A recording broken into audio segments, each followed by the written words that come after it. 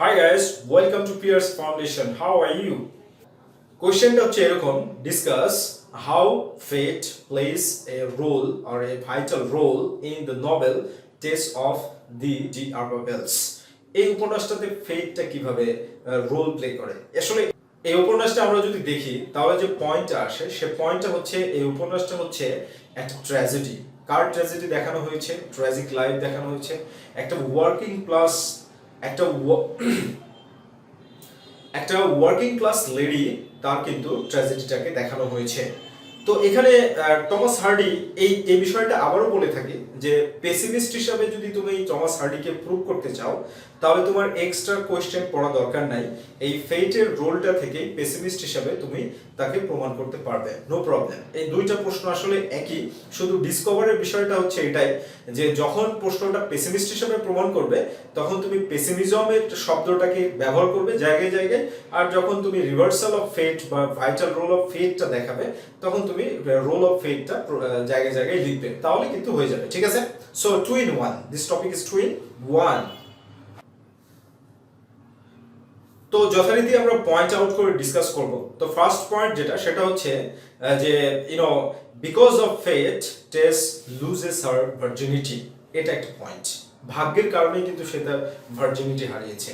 উপন্যাসটা যখন শুরু হয় তখন টেসের বয়স হচ্ছে 18 বছর। 18 বছরের একটা প্রাণবন্ত মহিলা যে সবেই ম্যাচুরিটিতে প্রবেশ করেছে, সুন্দর, শালীন, সুশীল, ওয়েল ম্যানার্ড, ক্যারেক্টারিস্টিক ফিচার্স, যাকে দেখলে নয়ন জুড়িয়ে যায়, এরকম একটা মহিলা তার গরিব একটা পরিবারে জন্মগ্রহণ করেছে এবং তার পরিবারটা যে একমাত্র আর্নিং সোর্স ছিল, এবং তার পরিবারের যে একমাত্র আর্নিং সোর্স সেটা হচ্ছে কিন্তু একটা ঘোড়ার গাড়ি। আর একটা অ্যাক্সিডেন্টে এই ঘোড়াটা, প্রিন্স নামের ঘোড়াটা যখন মারা যায় তখন টেস কিন্তু সে কিন্তু কখনো ভাবেনি যে তাকে কাজ করতে হবে, কারণ কি তার বাবা তো কাজ করতো না। ঠিক আছে, তো মারা যাওয়ার পরে টেস কি করলো, তাকে কিন্তু কাজ করতে হলো তার ফ্যামিলিকে হেল্প করার জন্য। সে চলে আসলো কি মার্লোড থেকে ট্রেন্ট্রিজে চলে আসলো। ট্রেন্ট্রিজে এসে একটা পোল্ট্রি ফার্মে সে কাজ করতে শুরু করলো এবং সেখানে সে পোল্ট্রি ফার্মে কাজ করতে লেগে তার যে সততা, তার যে অনেস্টি, তার যে পিওরিটি, সবকিছু দিয়েই সে কাজ করছিল। কিন্তু কি হলো যে এখানে যে নভেলের যে ভিলেন তার নাম হচ্ছে অ্যালেক ডি আরবাভেল। এই অ্যালেক ডি আরবাভেল কি করলো, টেসকে সিডিউস করার সব সময়ের জন্য চেষ্টা করে। এভরি টাইম সিডিউস মিন্স বুঝতেই পারছো ফিজিক্যাল রিলেশনশিপ তৈরি করার চেষ্টা করে। তো টেস এখানে ব্যাপারটা কি দাঁড়ালো যে টেস এই বিষয়টা যেখানে চলে আসলো সেটা হচ্ছে যে টেস কিন্তু তাকে অ্যাভয়েড করতো, এবং অ্যাভয়েড করতে করতে একদিন অ্যাঞ্জেল যখন দেখলো যে একদিন অ্যালেক কিন্তু একটা সুযোগ পেল। আর সুযোগটা কি, সেপ্টেম্বর মাসের শনিবার একটা মেলা থেকে টেস ফিরে আসছিল, তখন রাত্রি 11টা, 11:30 বাজছিল। তো সেখানে অ্যালেক কি করলো যে টেসকে একটা বনের মধ্যে নিয়ে গিয়ে তাকে কিন্তু রেপ করলো, তাকে জোর করে রেপ করলো। আসলে এখানে দেখো এই পয়েন্টটা যে ভাগ্যের বিড়ম্বনার কারণেই টেসকে কিন্তু ট্যান্ট্রিজে কি করতে হয়েছে, কাজ করতে আসতে হয়েছে। কারণ আমরা জানি যে রিজিকটা সম্পূর্ণরূপেই আল্লাহর উপরে ডিপেন্ডেন্ট, আমাদের যে সৃষ্টিকর্তা তার উপরে ডিপেন্ডেন্ট। তাহলে ভাগ্যের কারণেই তো টেস এখানে কাজ করতে এসেছিল, কিন্তু কাজ করতে এসে তাকে কি করতে হলো, তাকে তার চেস্টিটি, তার ভার্জিনিটি, এটাকে সম্পূর্ণরূপে হারাতে হলো। তাহলে এখানে আমরা বলতে পারি যে ভাগ্যের কারণেই কিন্তু টেস তার চেস্টিটিটা হারিয়েছে। সেকেন্ড পয়েন্ট গাইস হচ্ছে love affairs of Tess with Angel because of fate. এই বিষয়টাও কিন্তু একই। কারণ কি, কারণ টেস তার পরিবারকে আবারও সে সাহায্য করতে চাইলো।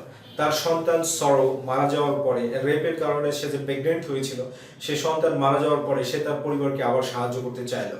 আর সাহায্য করতে চাওয়ার কারণে সে কি করলো যে একটা ডেইরি ফার্মে এসে সে কাজ করতে লাগলো। আর সেই ডেইরি ফার্মটার নাম হচ্ছে টেলবার্থস ডেইরি ফার্ম। এই টেলবার্থস ডেইরিতে এসে সে কাজ করতে লাগলো। সেখানে আরো মিল্কমেড ছিল, তারাও কিন্তু যথেষ্ট সুন্দরী ছিল, কিন্তু অ্যাঞ্জেলের দৃষ্টিটা, এই নভেলের যে হিরো, তার দৃষ্টিটা কার কাছে গিয়ে পড়লো, তার দৃষ্টিটা কিন্তু টেসের দিকে পড়লো। টেস কিন্তু অ্যাঞ্জেলকে গাইস কখনোই ভালোবাসতে চায়নি। কারণ কি, সে জানতো যে আমার পাস্ট ইনসিডেন্ট এটা কতটা খারাপ। এটা ভিক্টোরিয়ান পিরিয়ডের মানুষের মেন্টালিটি ছিল এটা, যেটা কেউ মেনে নিবে না, যার কারণে সে অ্যাঞ্জেলকে অ্যাভয়েড করতো। কিন্তু অ্যাঞ্জেল এতটা বেশি প্যাশনেট এবং এতটা বেশি ডিপেন্ডেন্ট টেসের প্রতি, যে টেসকে সে সব সময়ের জন্য বিভিন্ন বিষয়ে ডিফেন্ড করে থাকে, তাকে কেউ অপমান করতে পারবে না, তাকে সব সময় সাহায্য সহযোগিতা করবে। এই যে একটা লাভ অ্যাফেয়ার, সেটা কিন্তু ভাগ্যের কারণেই হলো। আর এই ভাগ্যের কারণেই কিন্তু অ্যাঞ্জেলের সাথে টেসের বিয়ে হলো। আর আমরা এটা জানি যে ভালোবাসা মানে জন্ম, মৃত্যু, বিবাহ এগুলো কিন্তু ভাগ্যের কারণেই ঘটে থাকে। সো এখানে ফেটটা আসলে একটা ভাইটাল রোল প্লে করছে। Okay guys, third number point হচ্ছে reversal of fate because of confession of truth. Reversal of fate because of confession of truth, এটা হচ্ছে থার্ড নাম্বার পয়েন্ট। যে টেসের কপালটা আবার পুড়ে গেল, রিভার্সাল হয়ে গেল। কিভাবে রিভার্সাল হলো? যে বিয়ের পরে যখন অ্যাঞ্জেল স্বীকার করলো যে আমি লন্ডনে যখন ছিলাম তখন আমার সাথে একটা ওল্ডার লেডির একটা সম্পর্ক হয়েছিল। এই অ্যাফেয়ারটা যখন বিয়ের পরে মানে হানিমুনের রাতে, বাসর রাত্রিতে টেসের কাছে যখন অ্যাঞ্জেল স্বীকার করে, তখন টেস ভাবলো যে আমাদের কনজুগাল লাইফটাও যেন সত্যের উপরে প্রতিষ্ঠিত থাকে, কোনো রকমের কোনো ছলচাতুরি না থাকে। যার কারণে সে কিন্তু অ্যাঞ্জেলের কাছে স্বীকার করলো যে অ্যাঞ্জেল, আমি কিন্তু পূর্বে ধর্ষিতা হয়েছিলাম এবং আমার একটা এই ধর্ষণ থেকে প্রেগনেন্ট হয়েছিলাম, আমার একটা পুত্র সন্তান হয়েছিল, তার নাম রেখেছিলাম সরো।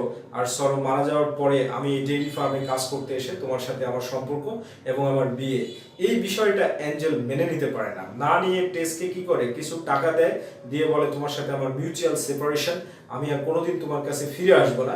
এই বলে কিন্তু অ্যাঞ্জেল টেসকে ছেড়ে ইংল্যান্ড থেকে ব্রাজিলে চলে যায় ফার্মিং করার জন্য। তো ব্রাজিলে চলে যায়, লন্ডন থেকে, ইংল্যান্ড থেকে সে ব্রাজিলে চলে যায়। এই যে তারপরে কিন্তু টেসের কপালটা আবার পুড়ে গেল এবং টেস এই ভাগ্যের বিড়ম্বনায় আবার আরেকটা ডেইরি ফার্মে গিয়ে কাজ দিল। আর সেই ডেইরি ফার্মে কাজ করতে গিয়ে তার ভাগ্যের বিড়ম্বনাতে দেখা হলো আবার অ্যালেকের সাথে। আর অ্যালেক তখন এই অ্যাডভান্টেজটা নিল। এই যে বিষয়গুলো, টেসের পিতার মৃত্যু, তার পারিবারিক যে দুঃখ, কষ্ট, ভোগান্তি, এখানে কিন্তু ফেটটাকেই মূলত টমাস হার্ডি রিফ্লেক্ট করেছে। নাও গাইস, ফোর্থ পয়েন্ট, এই বিষয়টা খুবই গুরুত্বপূর্ণ। আমরা জানি যে according to Greek tragedy, fate is the centre. Greek tragedy অনুযায়ী ফেটটা হচ্ছে সেন্টার। আর টমাস হার্ডিও কিন্তু তার এই উপন্যাসটাতে ফেটটাকে সেন্টার করেছে। কারণ ট্র্যাজিক ডাউনফল এটা ইনএভিটেবল, ব্যক্তির কপালে যা থাকবে সেটা তার জীবনে আসবেই, এই বিষয়টা নিয়ে কোনো আপোষ নেই, কোনো কথা নেই। এটাই হচ্ছে টমাস হার্ডির বক্তব্য। সেটা গ্রিক ট্র্যাজেডিতে আমরা কিন্তু দেখতে পাই। যেমন এডিপাস রেস তোমরা পড়েছো, এডিপাস রেসকে দেখেছো যে এডিপাসের যে ট্র্যাজিক ডাউনফল সেটা। আর এখানে ট্রেসের তো ট্র্যাজিক ডাউনফল নাই, কারণ এর জীবনটা তো সম্পূর্ণরূপে দুঃখের মধ্যেই গিয়েছে, কিন্তু তার যে ট্র্যাজিক ডেথটা, এই ডেথটা কি ভাগ্যের কারণেই এসেছে। তো যখন টেস অসহায় হয়ে এলেকের সাথে স্যান্ড বোর্নে তার মিস্ট্রেস হয়ে আর্থিক সংকট দূর করার জন্য তার মিস্ট্রেস হয়ে ছিল, তখন অ্যাঞ্জেল আবার তার কাছে ফিরে যায়। তো অ্যাঞ্জেল কিন্তু টেসের কাছে আবার ফিরে যায়। আর যখন অ্যাঞ্জেল টেসের কাছে ফিরে যায়, তখন অ্যাঞ্জেলকে টেস হোয়াট, এখানে বিষয়টা কি সম্পূর্ণরূপে বলে দেয় যে অ্যাঞ্জেল, তুমি অনেক দেরি করেছো, তুমি এসেছো কিন্তু দেরি করে এসেছো, তুমি এখান থেকে চলে যাও, আর কোনোদিন আমার সামনে এসো না। তারপরে কি হলো যে ভাগ্যের কারণেই টেস অ্যালেককে হত্যা করলো এবং হত্যা করে তারা পালিয়ে 5 দিন 5 রাত অ্যাঞ্জেল এবং টেস দুজন একটা পরিত্যক্ত বাড়িতে ছিল। এবং টেসের জীবনে এই বিষয়টাই সবচাইতে বেশি শান্তিদায়ক বা আনন্দদায়ক ছিল এই দিনগুলো। তো এই বিষয়টা শেষ পর্যন্ত কি দেখানো হলো যে টেস অ্যারেস্টেড হলো এবং অ্যারেস্টের আগে সে অ্যাঞ্জেলকে বললো যে অ্যাঞ্জেল, তুমি আমার ছোট বোন লুকে বিয়ে করো, কারণ আমার পরিবারকে দেখার মতো কেউ নেই, আমি শুধু পরিবারকে দেখতাম, তো তুমি তাকে দেখো।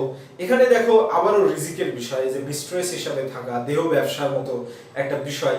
এই বিষয়টাকে কিন্তু টমাস হার্ডি কিভাবে, কোন অ্যাঙ্গেল থেকে দেখিয়েছেন, পেসিমিজম থেকে দেখিয়েছেন, কিন্তু ভাগ্যের নির্মম পরিহাস। কারণ কি এখন বর্তমান 21st সেঞ্চুরিতে আমরা জানি উইমেন ট্রাফিকিং রয়েছে, মহিলাদেরকে কিডন্যাপ করে নিয়ে গিয়ে বাজারে বিক্রি করে দেওয়া হচ্ছে। এই মেসেজটা কিন্তু টমাস হার্ডি দিতে চেয়েছেন। টেসকেও কিন্তু আমরা এখানে বাজারে বিক্রি করে দেওয়ার সাথে আমরা কম্পেয়ার করতে পারি, শামিল করতে পারি। তাহলে এই বিষয়টা থেকে দাঁড়ায় যেটা, সেটা হচ্ছে ভাগ্যের কারণেই একটা মানুষকে বিভিন্নভাবে বিভিন্ন চড়াই উতরাই অতিক্রান্ত হতে হয়।